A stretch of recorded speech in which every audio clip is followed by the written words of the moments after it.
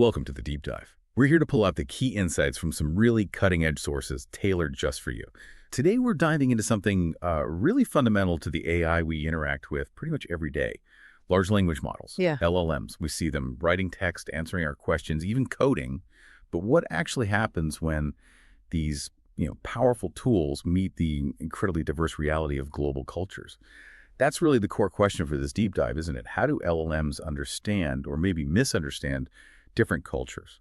And maybe more importantly, how can we actually peek inside these super complex systems to see where the biases really come from, not just the surface level stuff? Exactly. And to help us figure that out, we're digging into a really fascinating research paper. It's called Entangled in Representations, Mechanistic Investigation of Cultural Biases in Large Language Models. Yeah. It's from a team, University of Copenhagen and KAIST.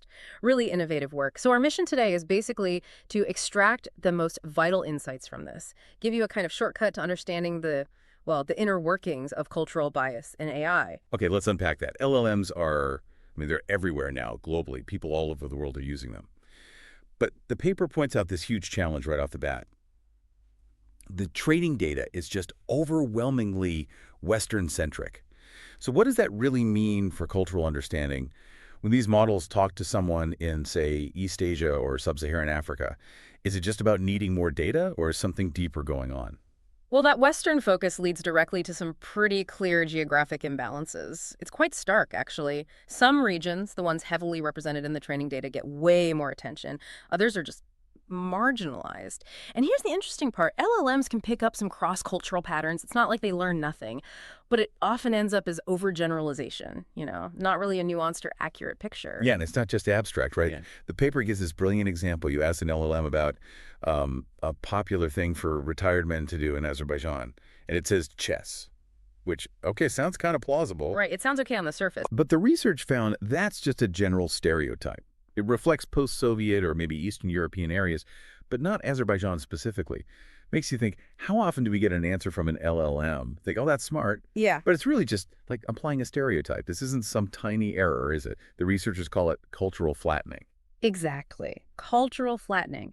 And that's precisely why just looking at the output, the answer gives you, it just isn't enough.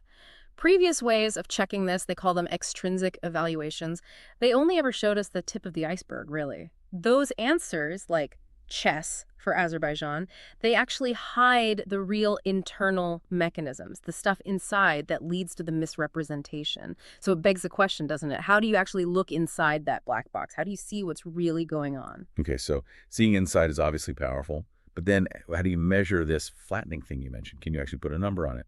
Yeah, that's the next step. They introduced something called the Cultural Flattening Score, or CF score. And what it measures is basically the extent to which one country's learned representation has been homogenized to resemble another's. So it quantifies that overlap of cultural knowledge between countries, but inside the model. And what's really clever is its asymmetric nature. It's not just about overlap, but direction. So a high score from, let's say, target country YS, source country YS, that means YE's unique cultural stuff is substantially sort of shared with Y's in the model's head.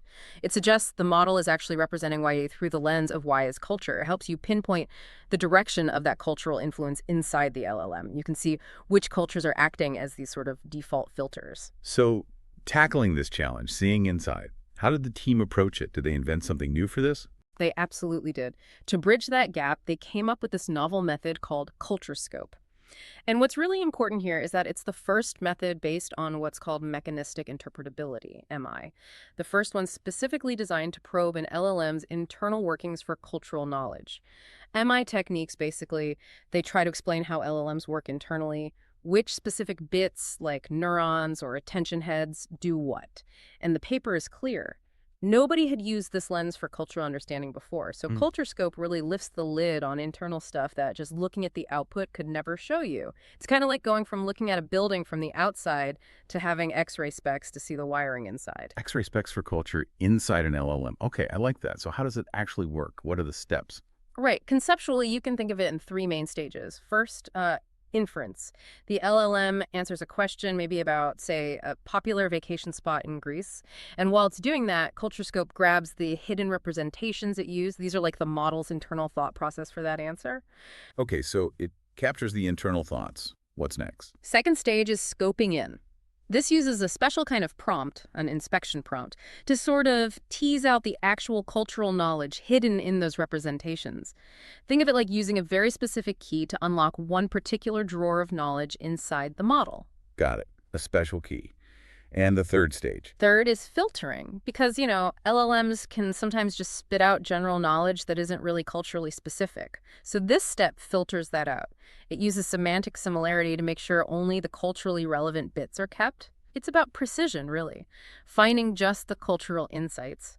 And doing all this lets them map out that internal cultural knowledge space. You can see how culture is embedded or how it gets tangled up or sadly flattened inside the model.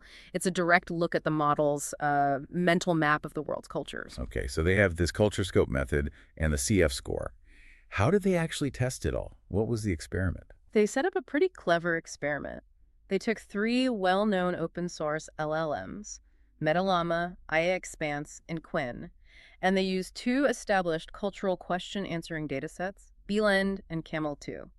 These are designed to really test cultural knowledge. And to make it even more detailed, they grouped countries by resource levels high, mid, low, and also by different regions. I remember reading about this really interesting approach they used for the questions themselves, the hard negatives thing. Yes, the cultural MCQ with hard negatives. They noted that standard multiple-choice questions, well, sometimes LLMs can kind of guess or game them without really understanding.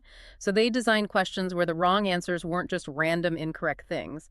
Instead, the wrong answers were actually plausible-sounding, culturally nuanced answers, but from different cultures, either high-resource ones or ones from nearby regions. Oh, okay, so it really forces the model to distinguish properly. Exactly. It has to genuinely understand, not just make a lucky guess.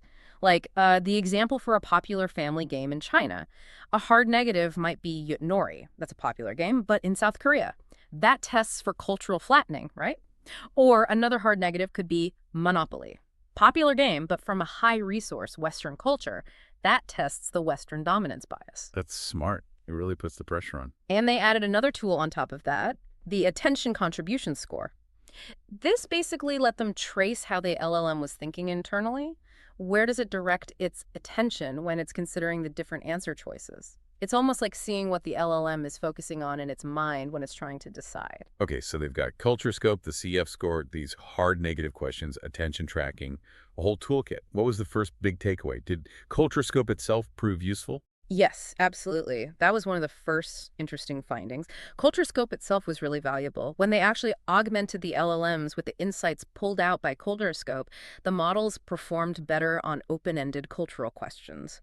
So that tells us the knowledge it was extracting was, legitimate and helpful. It was actually improving the model's cultural understanding. Okay, that's a good validation. What about the bias scores, the cultural flattening score? Right.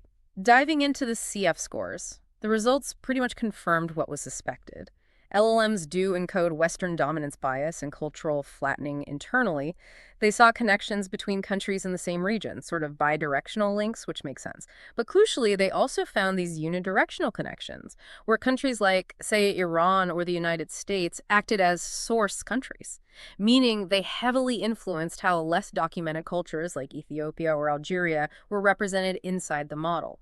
It implies the LLMs are fundamentally learning about these less represented cultures through the lens of the high-resource ones, basically subtly erasing unique details. It's not just a technical issue, It means these AIs could be inadvertently reshaping how we see different identities, kind of rewriting cultures in their internal code. Wow, okay.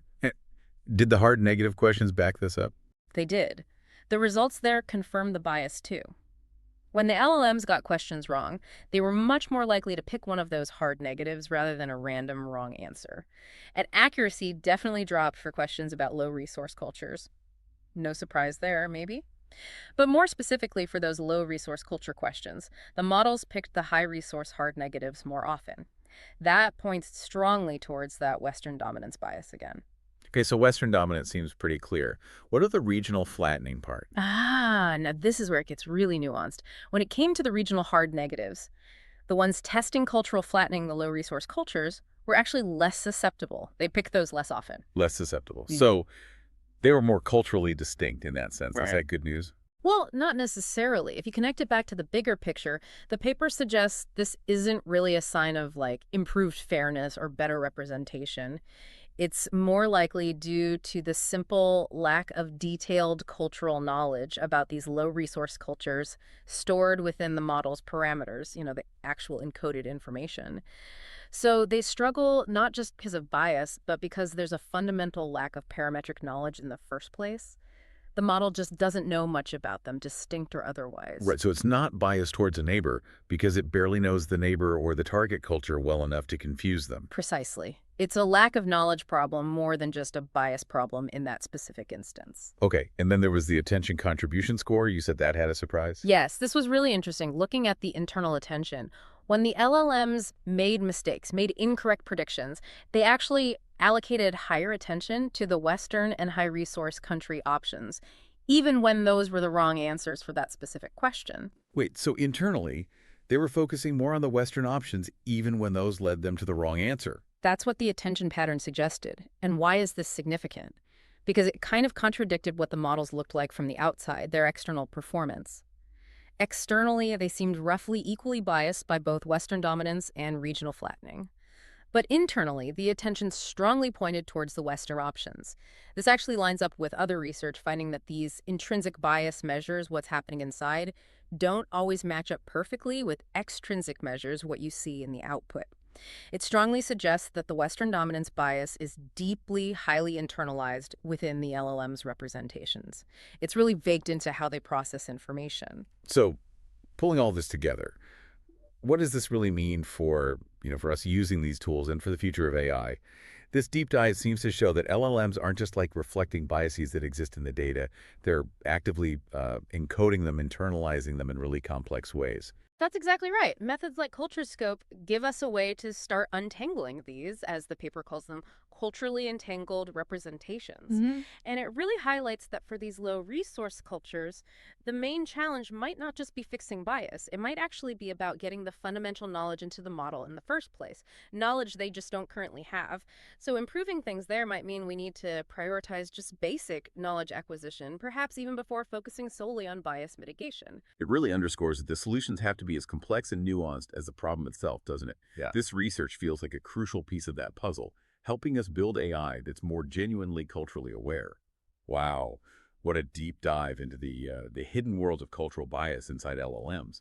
From that Azerbaijan example to the surprising internal attention patterns, we've really unpacked how these powerful AIs learn, and sometimes, yes, seriously, mislearn about the world's cultures. Thank you so much for joining us for this deep dive into the mechanics of cultural bias in large language models. And here's something provocative for you to think about further. Given this finding that LLMs might show weaker cultural flattening for low-resource cultures, not out of fairness, but potentially due to a sheer lack of knowledge, how should that fundamentally change how we try to build truly global, truly inclusive AI? If the core problem is missing knowledge, what kinds of data or what kinds of training methods would you prioritize to actually fill that gap effectively? We're thinking about.